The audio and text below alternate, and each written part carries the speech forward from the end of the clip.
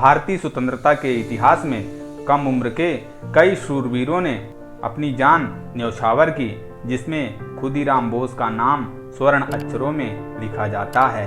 खुदीराम बोस को स्वाधीनता संग्राम का महानायक कहा जाता है। धन्य है वह धरती जहां इस महापुरुष ने जन्म लिया। खुदीराम बोस का जन्म 3 दिसंबर 1889 ईस्वी को बंगाल में मिदनापुर जिले के हबीबपुर गांव में हुआ था। उनके पिता का नाम त्रिलोकनाथ बोस और माता का नाम लक्ष्मी प्रिय देवी था। खुदीराम बोस के पिता त्रिलोकनाथ बसु शहर में एक तहसीलदार थे और माता लक्ष्मी प्रिय देवी एक धार्मिक महिला थी। बालक खुदीराम बोस के सिर से माता पिता का साया बहुत जल्द ही उठ गया था, इसलिए उनका पालन पोषण बड़ी बहन ने किया था। सन 1902 में अरविंद घोष और बहन निवेदिता ने मेदिनीपुर में कई जनसभाएं की और क्रांतिकारी समूहों के साथ गोपनीय बैठकें आयोजित की थी। सबसे कम उम्र के स्वतंत्रता क्रांतिकारी खुदीराम बोस के मन में देश प्रेम इतना कूट कूट कर भरा था कि उन्होंने 9वीं कक्षा के बाद पढ़ाई छोड़ दी थी और भारत देश की आज़ादी में मर मिटने के लिए जंग-ए-आज़ादी में कूद पड़े। खुदीराम बोस भगवद गीता में कर्म की धारणा से ओतप्रोत थे। 1905 में बंगाल के विभाजन में ब्रिटिश साम्राज्य से असंतुष्ट खुदीराम बोस क्रांतिकारी कार्यकर्ताओं के साथ युगांतर पार्टी में शामिल हो गए। उन्होंने अपना क्रांतिकारी जीवन सत्येन बोस के नेतृत्व में शुरू किया था। मात्र 16 साल की उम्र में उन्होंने पुलिस स्टेशनों के पास बम रखा और सरकारी कर्मचारियों को निशाना बनाया। वह रिवोल्यूशनरी पार्टी में शामिल हो गए और वंदे मातरम के पर्चे वितरित करने में भी महत्वपूर्ण भूमिका निभाई। सन 1906 में पुलिस ने बोस को 2 बार पकड़ा। 18 फरवरी सन 1906 को सोनार बांग्ला नामक एक इश्तेहार बांटते हुए बोस पकड़े गए, पर पुलिस को चकमा देकर भागने में सफल रहे। इस मामले में उन पर राजद्रोह का आरोप लगाया गया और उन पर अभियोग चलाया गया, परंतु गवाही न मिलने से खुदीराम निर्दोष छूट गए। दूसरी बार 16 मई को गिरफ्तार किया गया, पर कम आयु होने के कारण उन्हें चेतावनी देकर छोड़ दिया गया।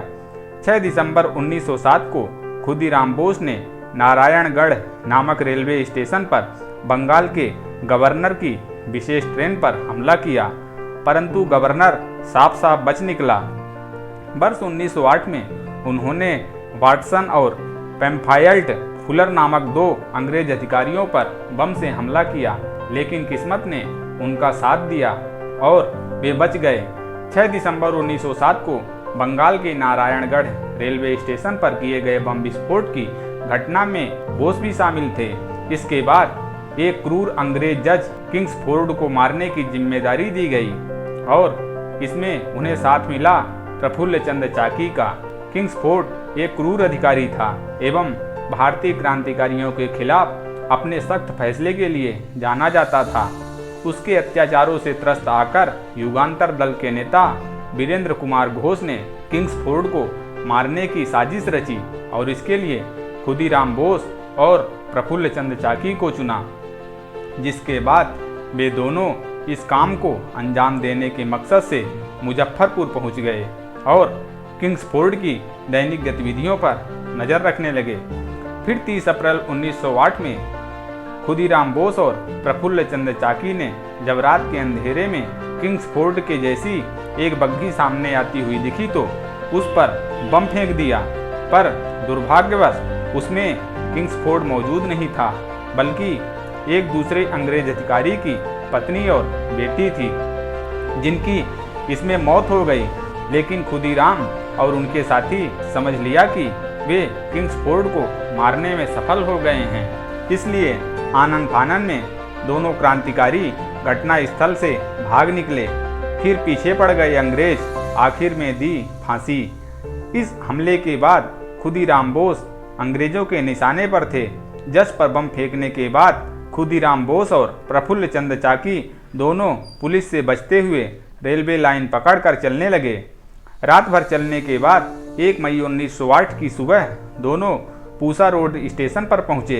स्थानीय लोग बताते हैं कि बम फेंककर भागे बोस और प्रफुल्ल को भूख लगी तो वे यहाँ मुरही और कचरी खाने के लिए रुक गए थे। इस दौरान कुछ ऐसा हुआ कि पुलिस ने उन्हें पहचान लिया। बोस पकड़े गए और प्रफुल्ल यहाँ से भी भाग निकले। पूसा रोड रेलवे स्टेशन से करीब 53 किलोमीटर दूर मोकामा स्टेशन पर पुलिस ने प्रफुल्ल को घेर लिया। उन्होंने मुकाबला किया और जब लगा कि पकड़े जाएंगे तो आखिरी गोली खुद को मारकर शहीद हो गए। अंग्रेज सिपाही प्रफुल्ल का सिर काटकर मुजफ्फरपुर जेल ले गए, जहां खुदीराम ने उन्हें प्रणाम किया और शिनाख्त पूरी हो गई। खुदीराम बोस के साहस से ब्रिटिश जज भी हैरान था। खुदीराम पर सिर्फ 5 दिन का मुकदमा चला।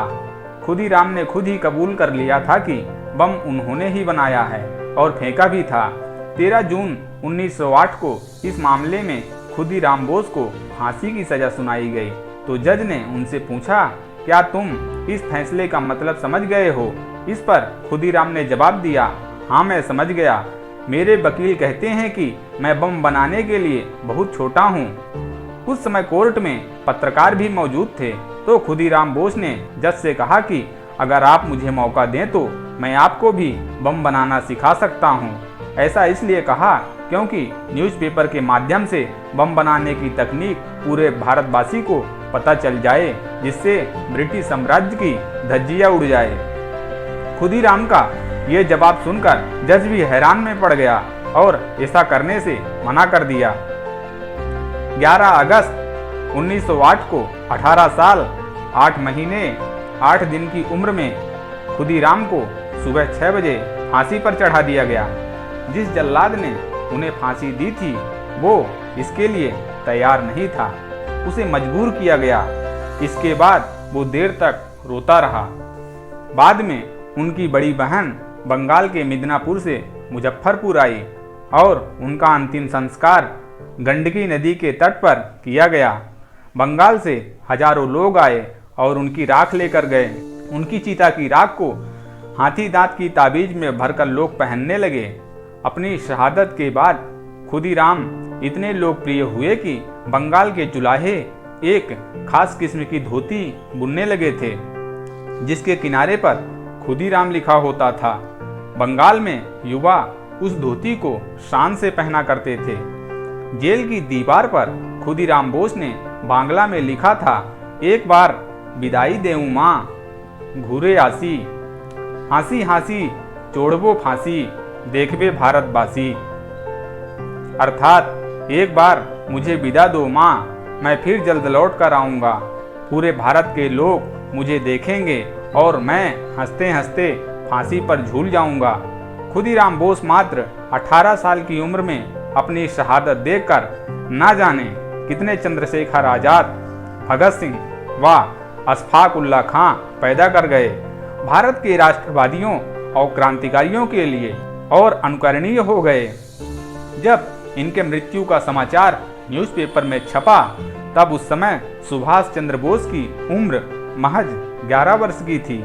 उन्होंने खुदीराम बोस के फांसी के न्यूज की कटिंग करके सहेज कर रख लिया और दृढ़ निश्चय किया कि भारत से अंग्रेजों को एक दिन उखाड़ फेंकूंगा। भगत सिंह और आजाद के आदर्श थे।